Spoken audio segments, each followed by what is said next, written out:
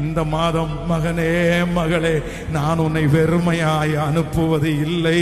நீ இவ்வளவு நாட்கள் பிரயாசப்பட்டும் உன்னுடைய படகு வெறுமையாய் இருக்குமானால் இந்த மாதம் கர்த்தர் வாக்கு கொடுக்கிறார், உன் பிரயாசத்தினுடைய வெறுமையை மாற்றி உன்னை நிரம்பி வழிய பண்ணுவேன். கடந்த நாட்களிலே ஏற்பட்ட உபத்திரவம் உனக்கு வெறுமையை கொண்டு வருமே, ஆனால் கர்த்தர் சொல்லுகிறார், இந்த உபத்திரவ காலம் இந்த மாதத்தோடு முடிய போகிறது.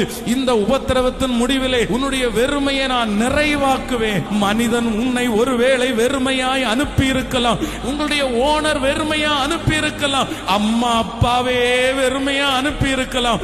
ஆனால் இன்றைக்கு உங்களோடு பேசிக் கொண்டிருக்கிற ஆண்டவராகிய இயேசு கிறிஸ்து வாக்கு கொடுக்கிறார், இஸ்ரவேல் ஜனங்கள் அந்த எகிப்திலிருந்து புறப்படும் போது நான் அவர்களை வெறுமையாய் அனுப்பவில்லை, உன்னையும் இந்த மாதம் வெறுமையாய் அனுப்ப மாட்டேன் என்று கர்த்தர் வாக்கு கொடுக்கிறார்.